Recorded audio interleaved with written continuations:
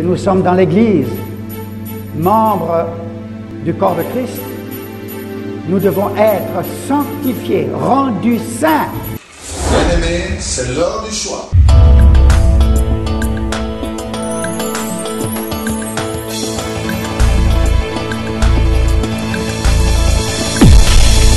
Au pied du Seigneur, je t'invite pour écouter la parole éternelle, car c'est l'heure du choix. C'est l'heure du choix. C'est l'heure du choix. C'est l'heure du choix.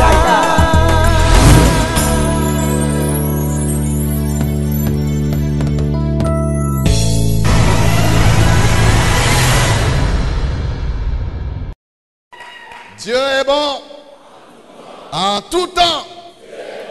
Gloire au Seigneur. Nous vous saluons, vous qui nous suivez partout où vous êtes par le média. Que la paix du Seigneur soit chez vous. Nous allons lire 2 Rois chapitre 5, du premier verset jusqu'au 14e. 2 Rois 5, 1 à 14.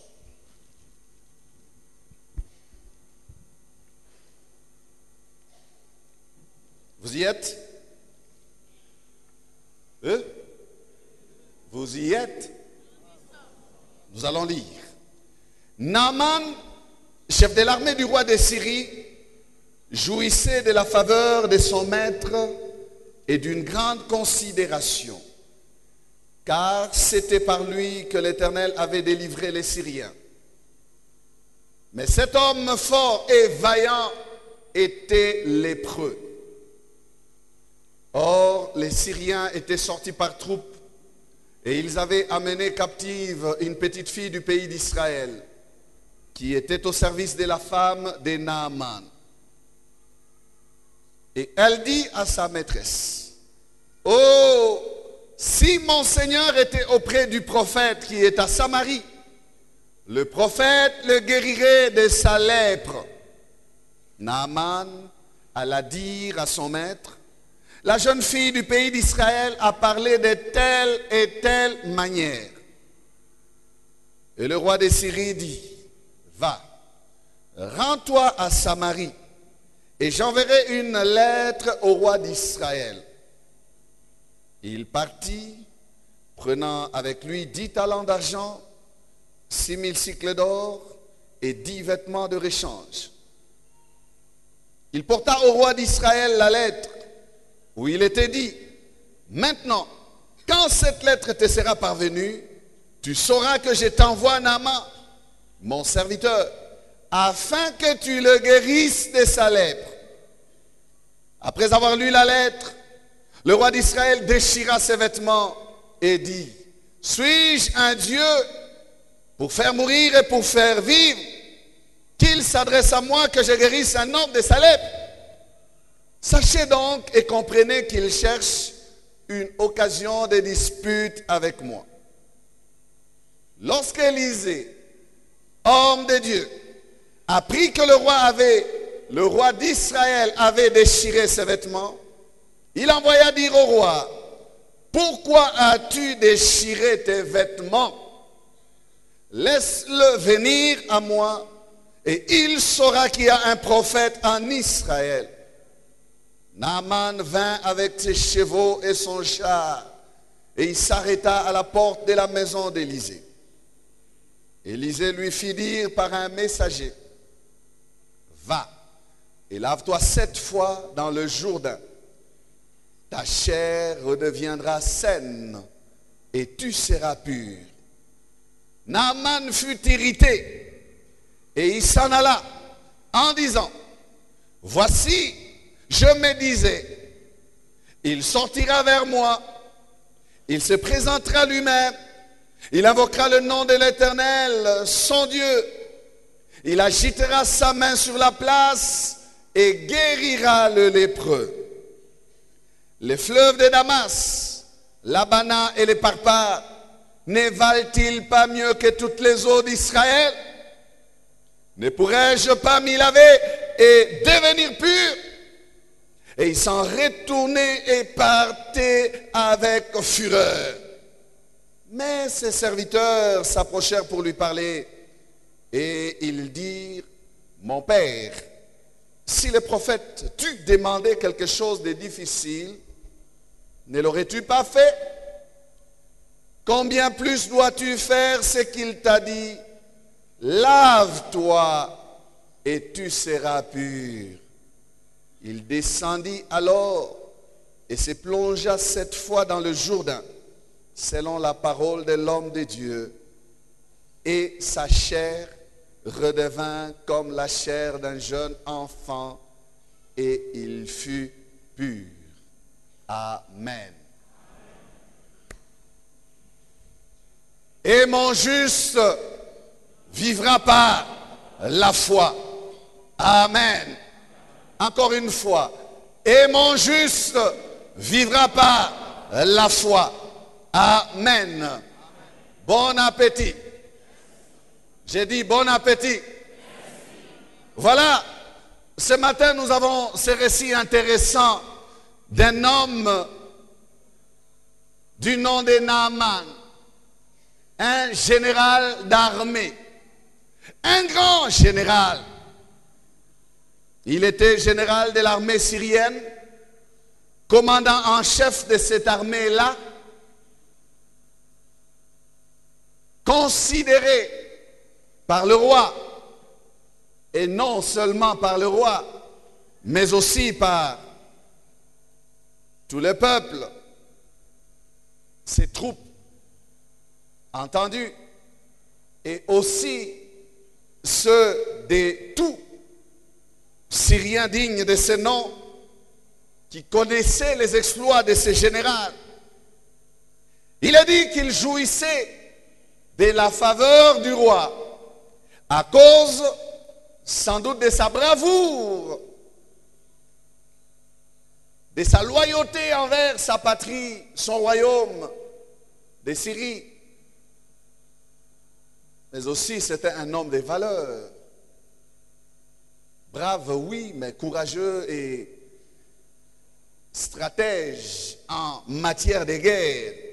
Un homme de guerre, un grand combattant, considéré à cause des conquêtes accomplies. La parole nous dit que c'est par lui que l'Éternel avait délivré les Syriens. Je me suis dit, les Syriens n'appartenaient pas à l'Éternel et pourtant l'Éternel avait délivré les Syriens. Amen. Donc, déjà là, il y a un point de faveur aussi de la part de Dieu envers ce peuple païen. Vous savez qu'à travers l'histoire, Dieu a fait des fenêtres comme ça où il a voulu faire du bien à ceux qui ne les connaissaient pas. Qu'y avait-il en Naaman dans sa vie, dans sa propre vie? Que se passait-il dans sa vie?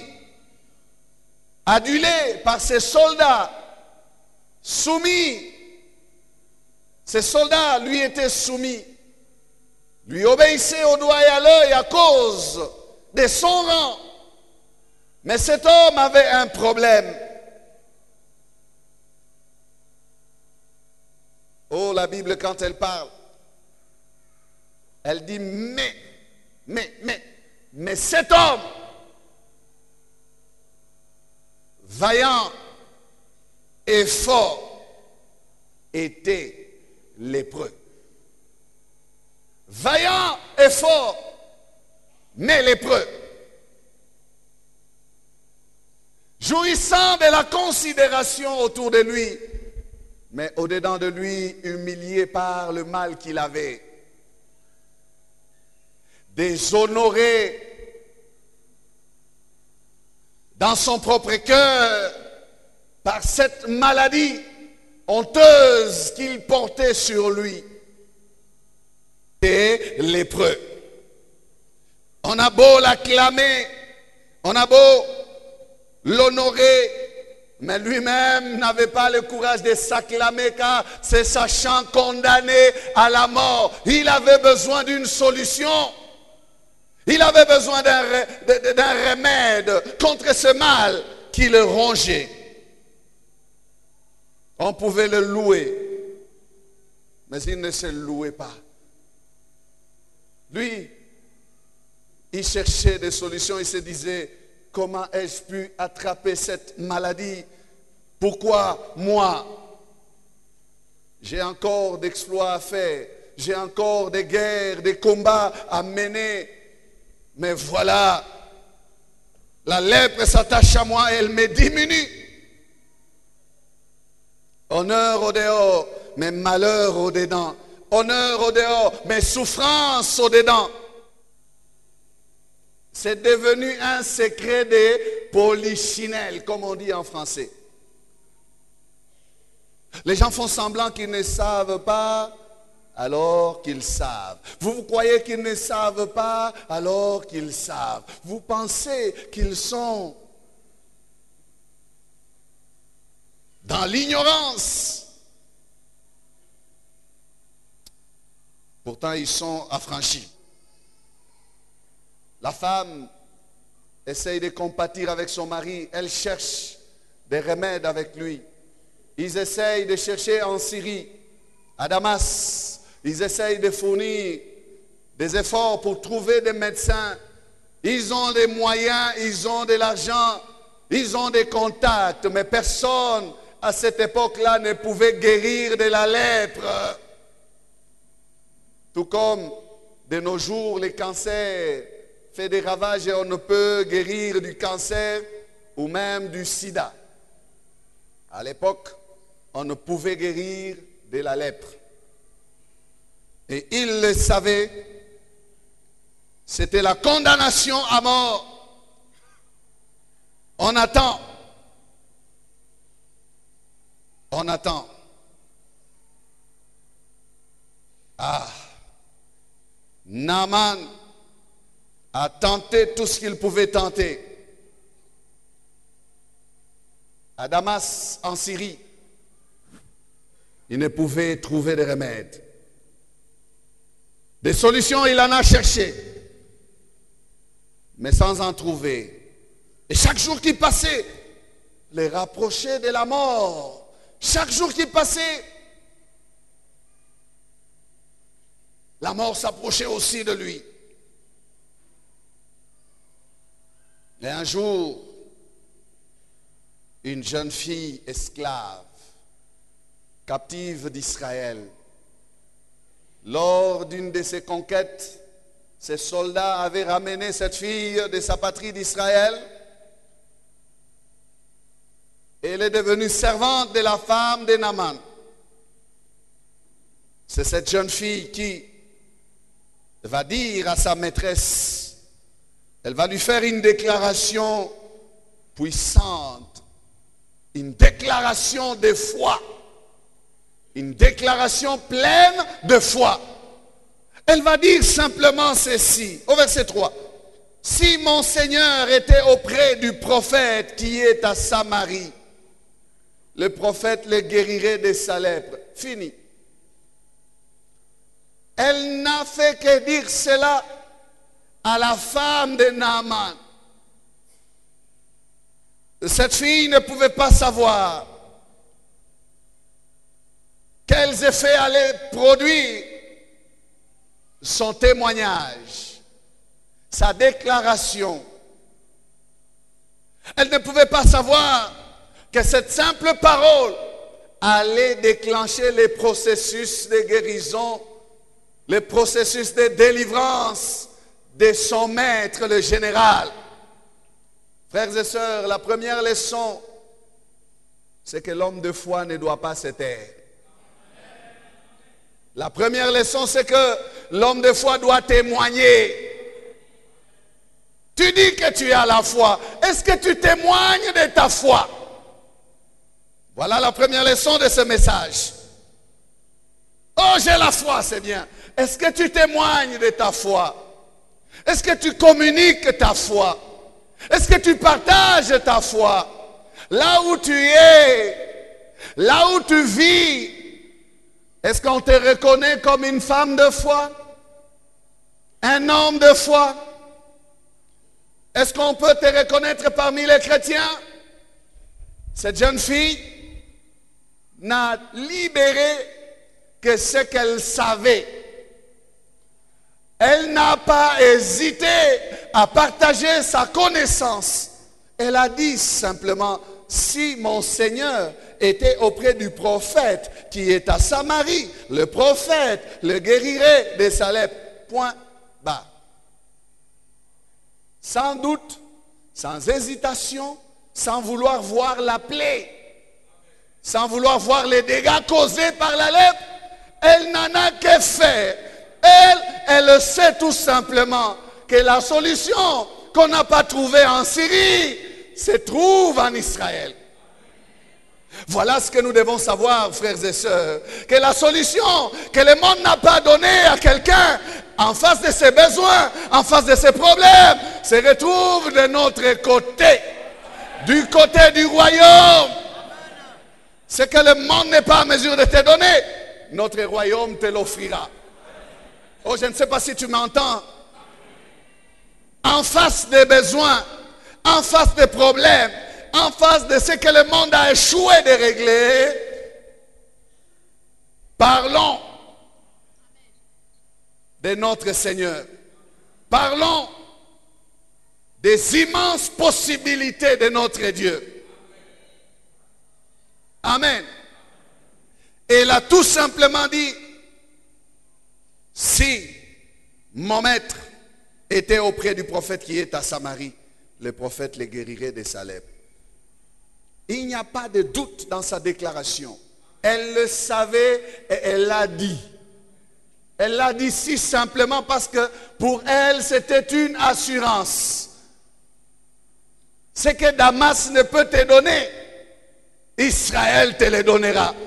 Frère, ce que le monde n'est pas en mesure de te donner, notre Dieu est capable de te le donner. Maman, ce que le monde ne t'a pas offert, notre Dieu est capable de te l'offrir. Mon ami, ce que le monde ne t'a pas donné, Jésus-Christ est capable de te le donner. Pourquoi passes-tu ton temps à dépenser pour ce que tu ne peux payer dans le monde? Viens le prendre dans notre royaume.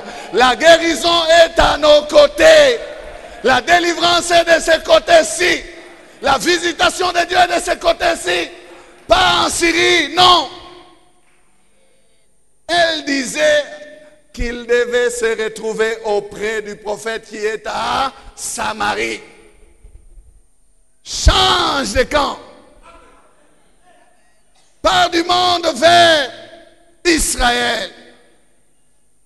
Pars de la Syrie vers la Samarie. Là où il y a l'homme de Dieu.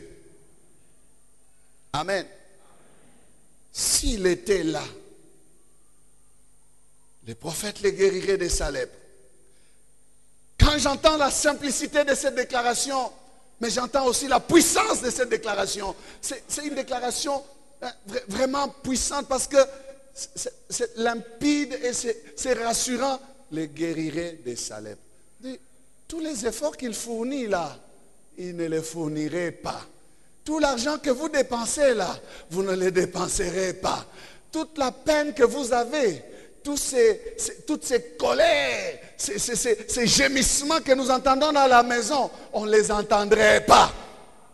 Et il serait guéri de sa lèpre.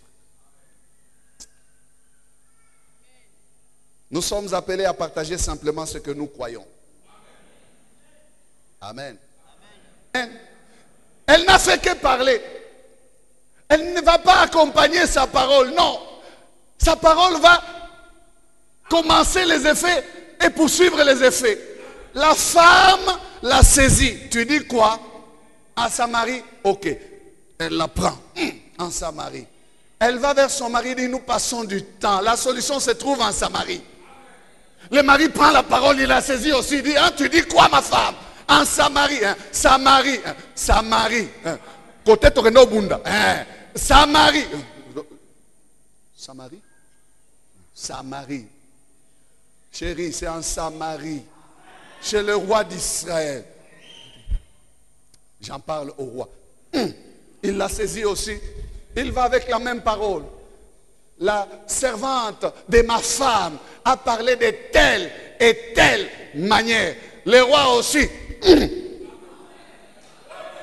Partout où ton témoignage va passer, chacun va commencer à le saisir. Il le saisit, il le communique à quelqu'un d'autre, qui le saisit, qui le communique aussi à quelqu'un d'autre, qui le saisit aussi. Chacun aura une responsabilité face à ce que tu diras. Toi, ton problème, c'est de dire. Dis à ton voisin, c'est là. Mon problème, c'est de te dire. Si je t'ai dit, je m'arrête par là. Est-ce que je ne t'ai pas dit? Non, ne dis pas que cette femme-là, cette fille-là, cet enfant-là, non, non. Elle a dit, elle ne veut pas la mort de son général. Elle ne dit pas, oh, c'est un méchant. Non, non. Elle a libéré sa connaissance. Frères et sœurs, dès lors que tu entends, tu deviens responsable. La guérison de Naaman était dans ses oreilles. Elle était dans ses oreilles. Il avait entendu, il dit, je ne peux pas rester là. Je bouge. Je bouge. Roi, voilà, il a parlé de telle et telle manière. Le roi dit, c'est puissant ça. Le roi dit, on ne peut pas rater une telle occasion. Eh bien, vous savez que le roi, c'est un homme politique, c'est un homme d'État. Il va agir selon sa position. Ministre des Affaires étrangères, tu viens. Tu me composes une note, une lettre. Et on compose la lettre, on écrit. Comme ils savaient qu'ils ont la domination sur Israël à cette époque-là, et que de temps à autre, ils faisaient des incursions par là. Il dit, petit problème, on va lui intimer l'ordre de libérer ta guérison générale. Ne t'inquiète plus, à partir de ce moment, le dossier est en main. Il écrit militairement. Maintenant, à l'instant, je t'écris. Guéris Naaman de sa lèpre. Ah!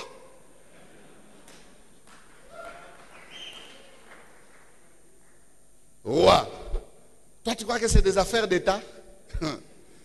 Ce ne sont pas des affaires d'État. Ça, ce sont des affaires spirituelles. Ça, ce sont des affaires qui ne dépendent pas de la diplomatie. Ce sont des affaires qui ne dépendent pas.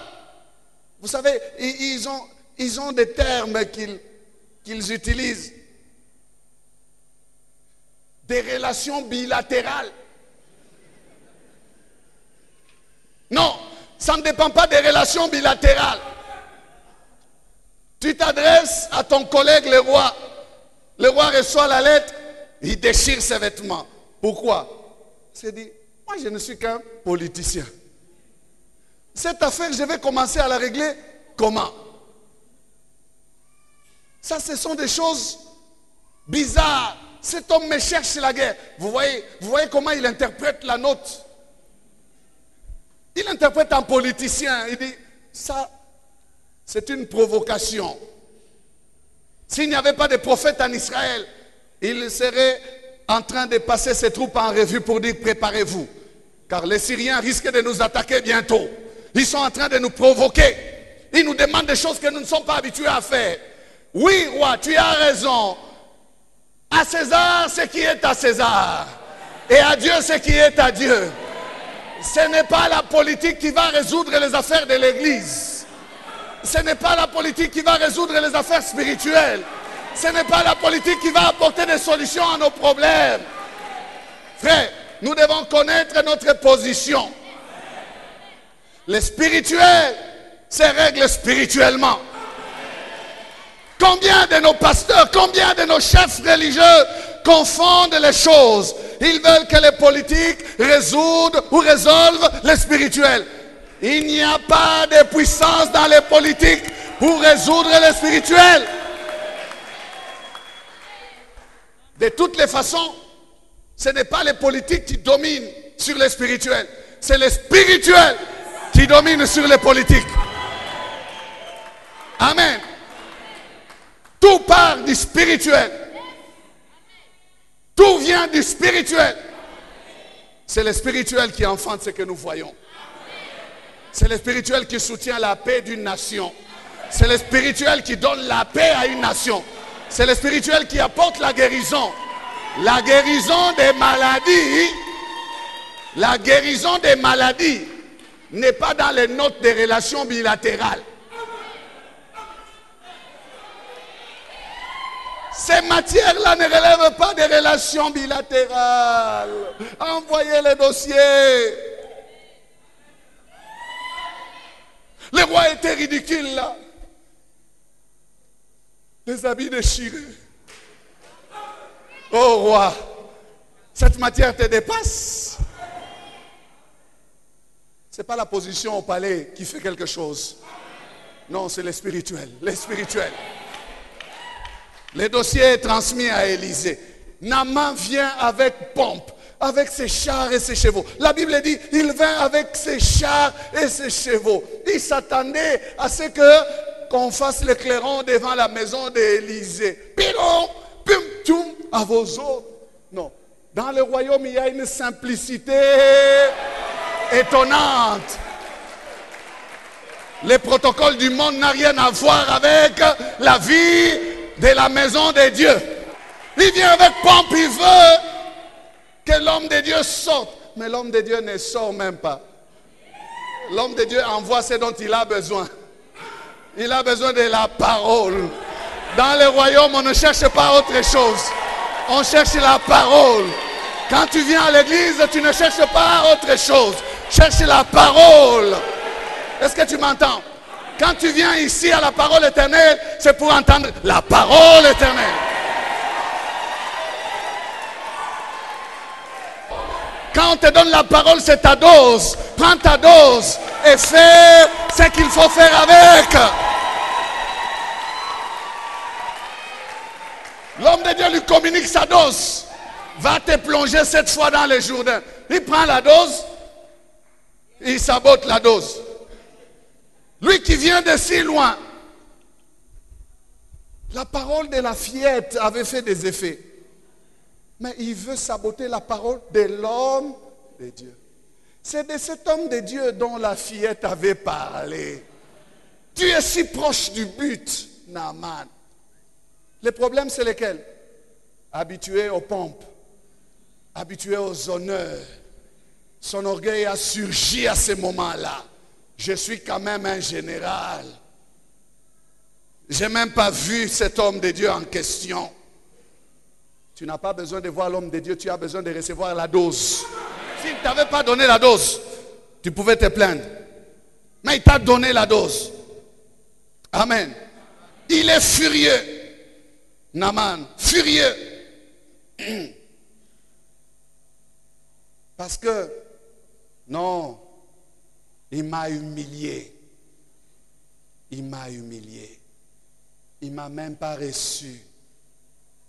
Ah, vraiment. Quel homme de Dieu orgueilleux.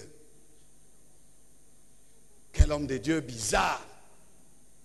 Quel homme de Dieu sans égard. S'il pouvait savoir que j'ai 10 talents d'or ici. J'ai amené même des trésors pour lui. Hein? Il y a des personnes qui pensent que c'est l'argent qui fait des problèmes.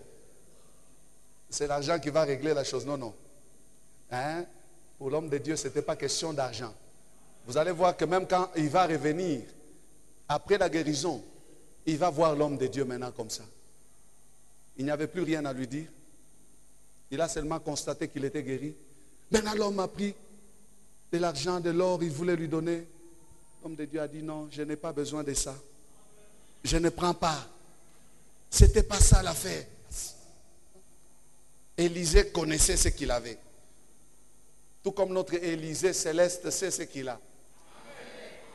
Élisée a dit, laisse-les venir à moi et il saura qu'il y a un prophète en Israël. Notre Élisée céleste a dit, venez à moi vous tous qui êtes chargés et fatigués et je vous donnerai du repos. Amen. Il n'y a que Jésus qui peut dire cela. Il n'y a que Jésus qui peut inviter tous les hommes de cette manière-là. Venez à moi, vous tous qui êtes chargés et fatigués, je vous donnerai du repos. J'ai assez de solutions pour vous tous. Il l'a dit. Élisée ne voulait pas prendre la place de Dieu. Non. La parole qu'il a libérée, c'est un ainsi dit l'Éternel. Tout était dans cette parole-là. Il était la bouche de Dieu pour sa génération. 2 Chroniques 20, verset 20, la dernière partie. Confiez-vous en l'Éternel, votre Dieu, et vous serez affermis. Confiez-vous en ses prophètes, et vous réussirez. Amen. Confiez-vous. Donc, appuyez-vous. Suivez ce qu'ils vous disent. Mettez en pratique les paroles qu'il vous donne, qu'il vous confie. Et Élisée savait qu'il y avait l'Éternel, mais qu'il y avait aussi l'homme de Dieu. Et l'homme de Dieu, c'est l'instrument placé par Dieu pour manifester les œuvres de Dieu. Nous devons le savoir. Amen. Frères et sœurs, notre Église ne doit pas ressembler aux autres milieux dits spirituels où on se moque des hommes de Dieu. Nous pouvons avoir des défaillances. Nous pouvons avoir des mauvais caractères ou des mauvais comportements.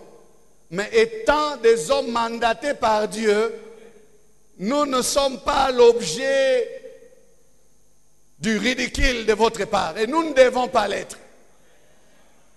Amen. Quelqu'un qui connaît Dieu ne doit pas avoir ce comportement-là. Vous entendez des choses sur les hommes de Dieu, pleurez, priez pour eux, mais ne vous mettez pas avec les moqueurs pour se moquer. Amen.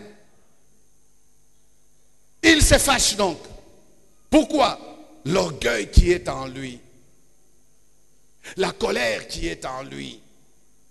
Il trouve que ce que l'homme de Dieu lui demande, c'est déshonorant. C'est ridicule.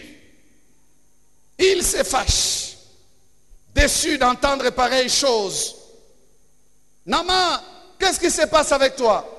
Oh, il me demande d'aller me jeter dans le Jourdain.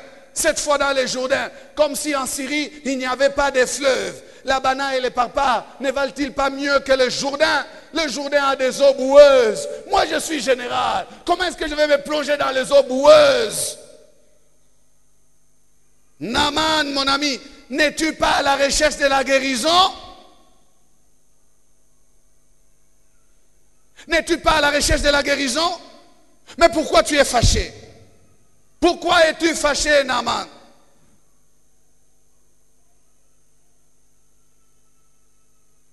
Pourquoi es-tu fâché? Il t'est arrivé de piquer une colère quand tu cherchais la solution à ton problème et que la méthode qu'on t'a proposée n'a pas rencontré ta pensée. Il y a des gens qui quittent même l'église. Frère, attention. Hein? Ce n'est pas parce que c'est compliqué que c'est fort. Ce n'est pas parce que c'est difficile que c'est puissant. Hein? Il y a des gens qui cherchent ce qui est compliqué. Quand je prêche sur ce texte, je vous fais des histoires ici. Il y a des gens qui aimeraient qu'on leur fasse faire des courbettes. Frère, Foukam. Tiens ma bolonga là, c'est.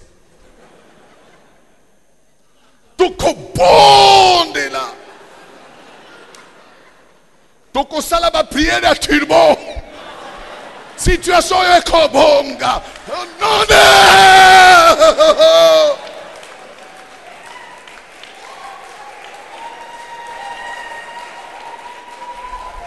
non, frère, non.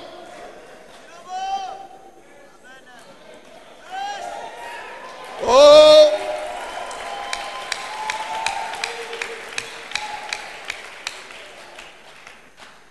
Je me disais,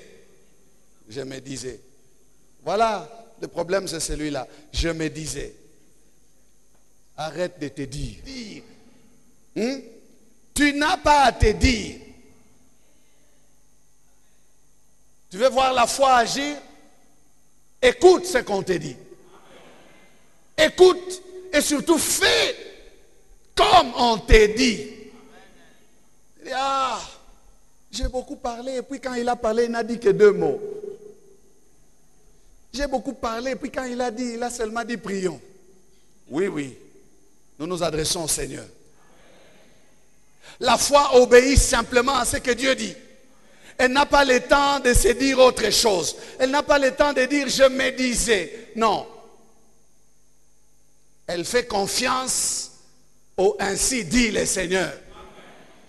Elle fait confiance à la parole qui sort de la bouche du serviteur de Dieu, étant mandaté par son Dieu. Elle fait confiance. Elle se préoccupe de ce que Dieu dit, la foi. Et elle l'applique. Pointré. Elle se préoccupe de ce que Dieu dit et elle l'applique. C'est pour cela que la Bible dit que la foi vient de ce qu'on entend et ce qu'on entend vient de la parole de Jésus-Christ.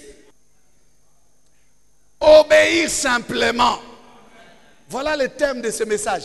Obéir simplement. Ne cherche pas de complications, de difficultés, de raisonnements, de réflexions, non. Obéis simplement. Prends la parole telle qu'elle est annoncée. Obéis.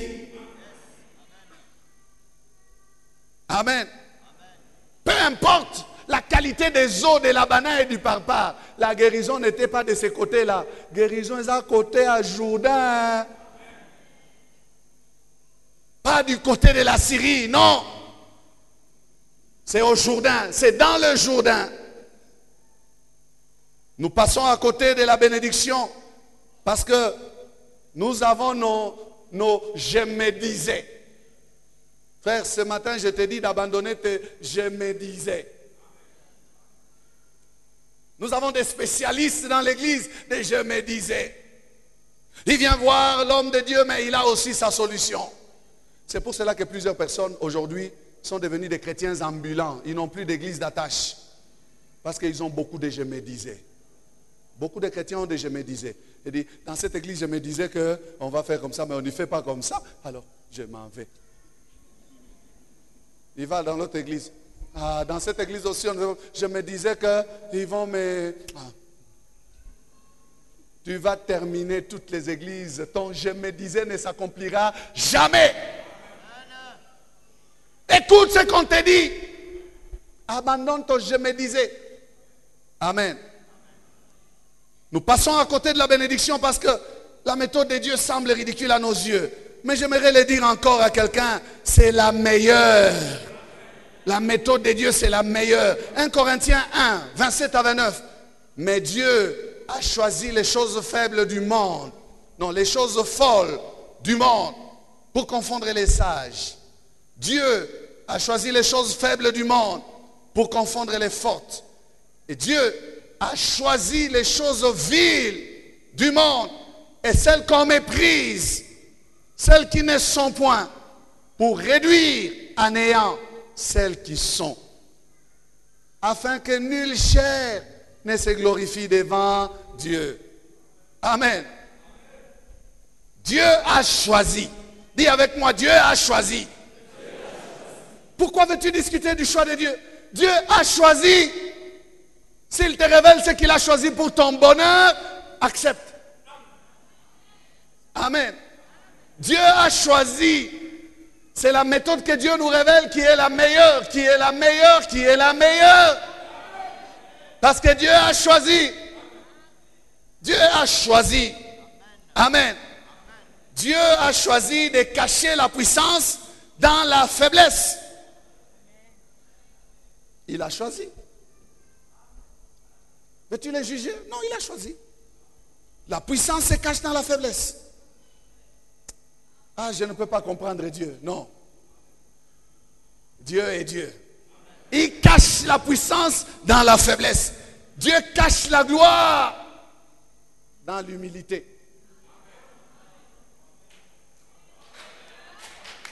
Il cache l'élévation dans l'abaissement. Toi, tu cherches les hauteurs, mais Dieu dit, elle est ici, diminue. Il a choisi, c'est Dieu qui choisit. Il a choisi de cacher l'élévation dans l'humilité. Tu veux monter, frère? Va chercher l'élévation dans l'humilité.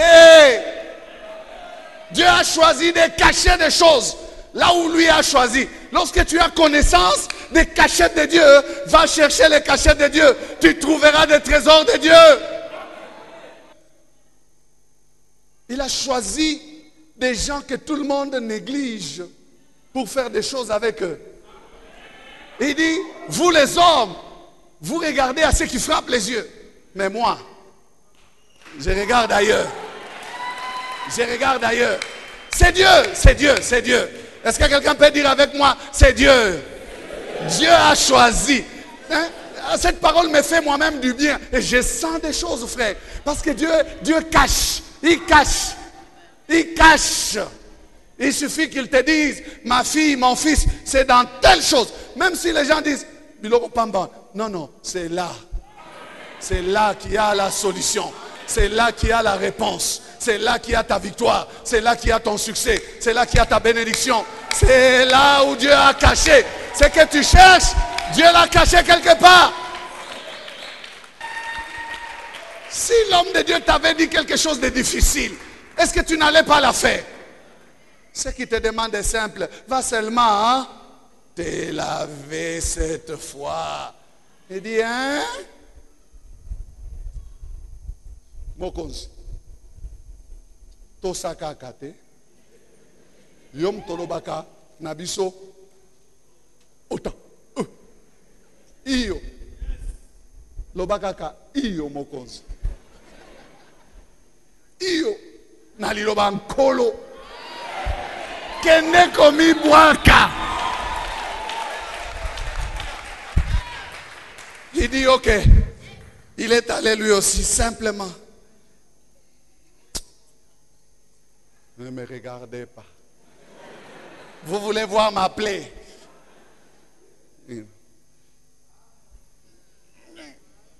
Ah! Comptez bien. Il a 17. 2, 3,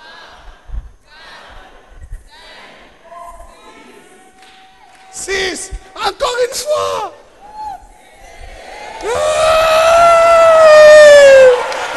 Je suis guéri.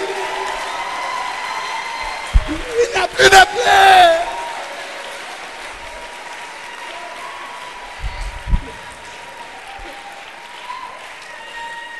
À vos ordres, Mokonzi. Toyebisakio. Botosi. Mokonzi na ebisakio. Botosi. Sokotosi. Obiki. Mokonzi omoni. Na ebisakio. Tosakaka Mokonzi. Okomi kitoko Mokonzi. Okomi kitoko Mokonzi. Okomi kitoko.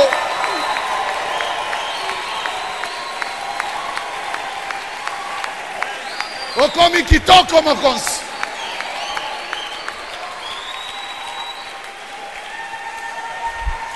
Alléluia. L'obéissance. Obéir simplement, frère. Savez-vous que Jésus-Christ, le Fils de Dieu lui-même, a appris l'obéissance? Hébreux 5, 7 à 9. Quand nous mettons le texte, nous lisons et nous prions. Il a appris quoi que Fils de Dieu? L'obéissance. Apprenons à obéir. Apprenons à obéir. Amen. C'est difficile. C'est dur. Mais c'est la volonté de Dieu. Il pouvait dire, non pas ce que je veux. Je laisse de côté, mais je me disais, je prends ce que toi tu veux. Tu me l'as dit, je l'accepte.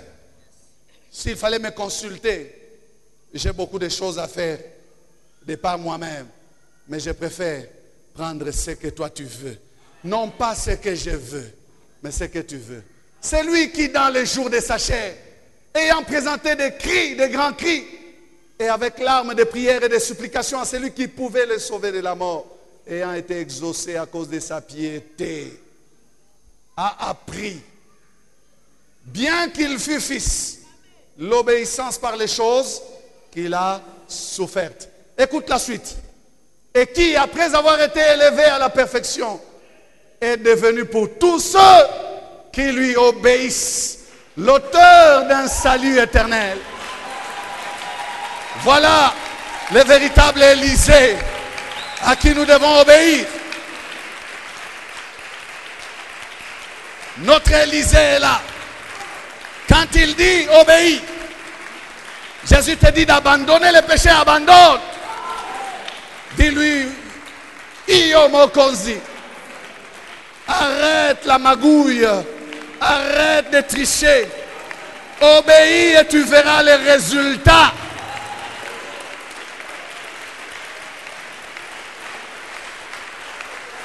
L'auteur d'un salut éternel pour tous ceux qui lui obéissent.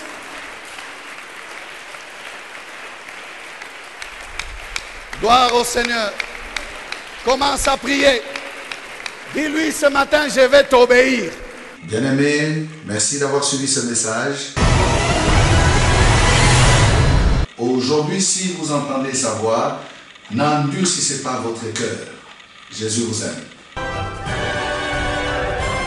Nos prédications sont en continu sur notre site web qui est www.labornelouchi.net. Vous pouvez aussi nous écrire aux adresses électroniques suivantes: lepasteur@labornelouchi.net, guillamani@gmail.com. Pour toutes vos requêtes, écrivez-nous à l'adresse électronique suivante: requêtes@labornelouchi.net.